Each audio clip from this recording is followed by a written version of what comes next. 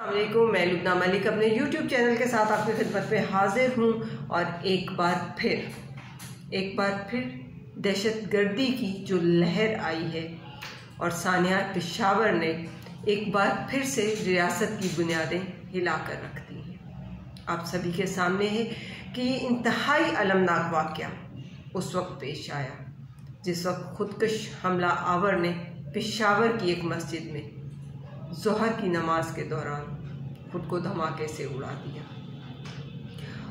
और इस धमाके के नतीजे में 100 से ज़्यादा अफराद शहीद हो गए।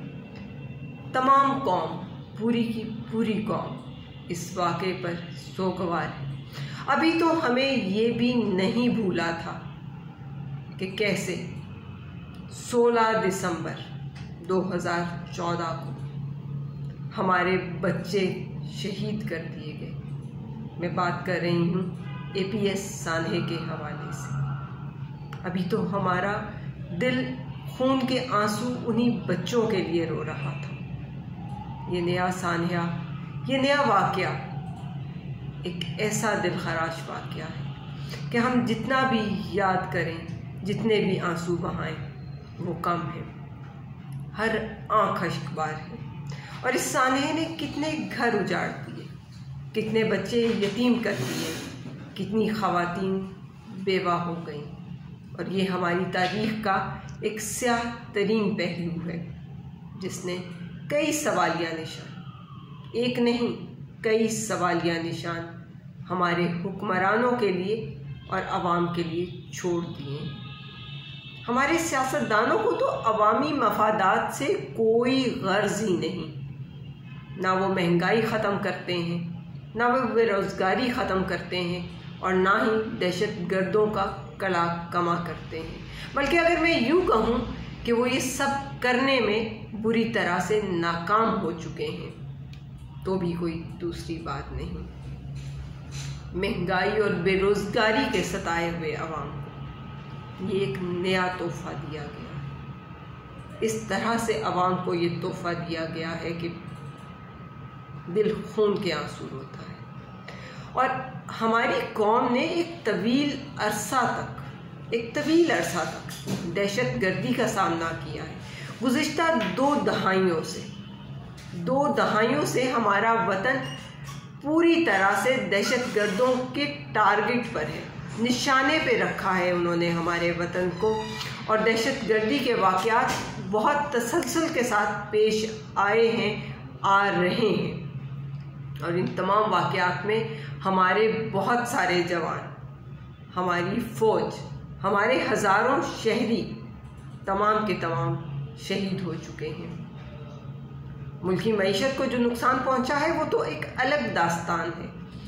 उसका तो हिसाब लगाना ही बहुत मुश्किल है कि वो कितना नुकसान है।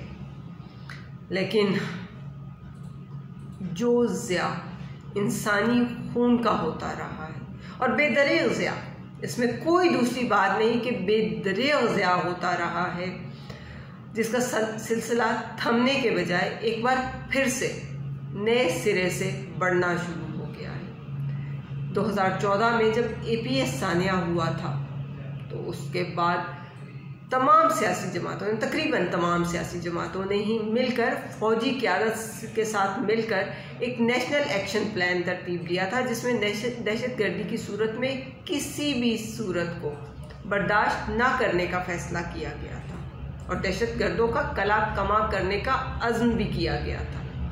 और उसके बाद एक बड़ा ऑपरेशन ज़र्ब-ए-अज़्ब के नाम से हुआ, जिसमें पूरी कौम ने पाक फ़ौज के साथ पूरी तरह से ताउन किया। और डेफिनेटली वो ताउन ही था कि जिसके नतीजे में ऑपरेशन ज़र्ब-ए-अज़्ब कामयाब हुआ और दहशतगर्दों का बहुत बेहतर तादाद में, बल्कि बहुत बड़ी हद तक सफाया भी हो गया। बदकिस्मती से, ये हमारी बदकिस्मती है। डेफिनेटली इसमें बदकिस्मती के अलावा मैं कोई और लफ्ज़ इस्तेमाल ही नहीं यहाँ पे कर सकती कि ज़र्ब-ए-अज़्ब के बावजूद भी कुछ ऐसे अनासिर बाकी रह गए कि दहशतगर्दी फिर पनपने लग गई। और उनकी इक्का दुक्का कार्रवाइयाँ अभी तक जारी व सारी हैं, लेकिन उनका ज़ोर टूट गया था। इसमें कोई दूसरी बात नहीं कि उनका ज़ोर टूट चुका था। सिर्फ और सिर्फ वो अपनी मौजूदगी दिखाने के लिए, ये बताने के लिए कि हम अभी भी मौजूद हैं, छोटी मोटी कई कार्रवाइयाँ करते रहे, मगर दहशतगर्दी की गुज़िश्ता तारीख के मुकाबले में ये कार्रवाइयाँ ना होने के बराबर रहीं। और यूँ शुक्र अल्हम्दुलिल्लाह कि हमारी इस ज़मीन पर अमन कायम हो गया। लेकिन रफ्ता रफ्ता ये हुआ कि फिर से दहशतगर्दों ने वतन अजीज़ में कार्रवाइयाँ शुरू कर दी, और वो कार्रवाइयाँ इस अंदाज़ में होने लगीं कि वाक़यात फिर से बड़े तसलसल के साथ पेश आना शुरू हो गए। ये वाक़यात जो शुरू हुए थे उनमें इजाफ़ा होने लगा, और 2022 के इख्तिताम और 2023 के इब्तिदा तक तो कोई दिन ऐसा नहीं जब मुल्क के किसी इलाके में दहशतगर्दी का कोई वाक़या पेश ना आया। और सानिया पेशावर ये तो एक ऐसा सानिया है, एक ऐसा अलमनाक वाक़या है जिसमें 100 से ज़ायद मासूम शहरी शहीद हुए, कई घर बर्बाद हो गए, कई माँओं के जवान बेटे चले गए, कई सुहागनों के सुहाग उजड़ गए, और कई बच्चों के सरों पे से बाप का साया छीना गया, यतीम हो गए वो बच्चे। मगर किसको खबर, कौन जानता है कि क्या हुआ, कैसे हुआ और क्यों हुआ। अजीब सिचुएशन है, क्या कहा जाए। हालात जिस नहज पर जा रहे हैं, इंतहाई अफसोस है, इंतहाई मायूसी है। मगर अब तो ये अफसोस भी, ये मायूसी भी इंतहाई गैर मौसर महसूस होती है, क्योंकि हमारी मायूसी से और हमारे ये तमाम चीज़ों से, अफसोस से दहशतगर्दों को क्या फ़र्क पड़ता है। हमने अपनी मगरबी सरहद को महफूज बनाने के लिए खारदार बाड़ लगाने का सिलसिला भी शुरू किया था, मगर अब वो भी गैर मौसर है, क्योंकि दहशतगर्दों की आमदो रफ्त का सिलसिला तो ऐसे का ऐसे जारी और सारी है। अल्लाह ही जाने कि वो बाढ़ किस काम की है।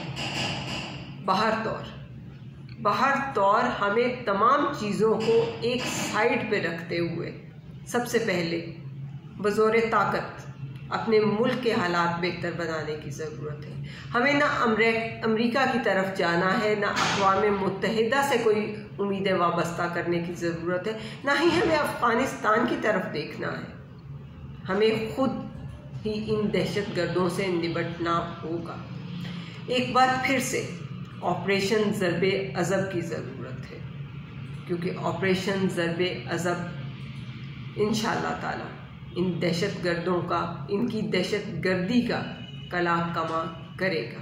बल्कि शायद इससे भी एक बड़े ऑपरेशन की ज़रूरत है हमें, जिसमें दहशतगर्दों की बाकियात भी बाकी ना रहें, क्योंकि अगर इन बाकियात को छोड़ दिया गया तो फिर से पनपेंगे, फिर से वो जवान होंगे, फिर से मजबूत होंगे। क्योंकि अब ना मुज़म्मत का वक्त है, ना ही मज़ाकरात का वक्त है।